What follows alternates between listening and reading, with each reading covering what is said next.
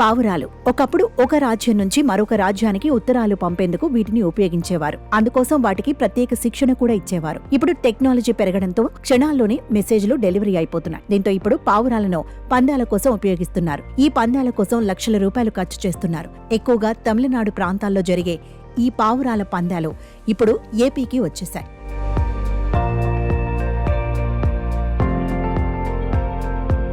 తమిళనాడు ప్రాంతాల్లో చాలా మంది పావురాల పెంపకాన్ని వృత్తిగా చేసుకున్నారు. కొన్ని వందల కిలోమీటర్ల దూరం తీసుకెళ్లి వీటిని వదులుతున్నారు. అలా ఒక్కో పావురానికి జియో ట్యాగ్ పెట్టి వాటిని వదిలేస్తారు. అక్కడి నుంచి అవి వెళుతున్న గమ్యాన్ని జీపీఎస్ ద్వారా పర్యవేక్షిస్తుంటారు. అలా ఎక్కడో వదిలిన పావురాల్లో మొదట తిరిగి తమ గమ్యస్థానాన్ని చేరుకున్న పావురాన్ని విజేతగా ప్రకటిస్తారు. తాజాగా తమిళనాడులోని కన్యాకుమారి, తిరుత్తణి, తిరునల్వేలి ప్రాంతాలకు చెందిన పావురాల పెంపకందారులు వాటిని నెల్లూరు జిల్లా బిట్రగుంట తీసుకొచ్చి పోటీలు నిర్వహించారు.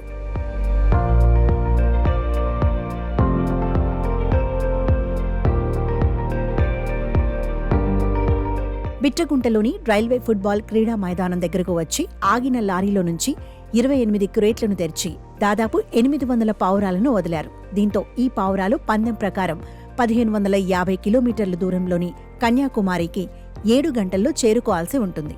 ఇంత దూరం వెళ్లాలంటే రైలులో 18 గంటలు, బస్సులో అయితే 24 గంటలు పడుతుంది. కానీ ఈ పావురాలు మాత్రం కేవలం 7 గంటల్లోనే గమ్యస్థానాన్ని చేరుకుంటాయి.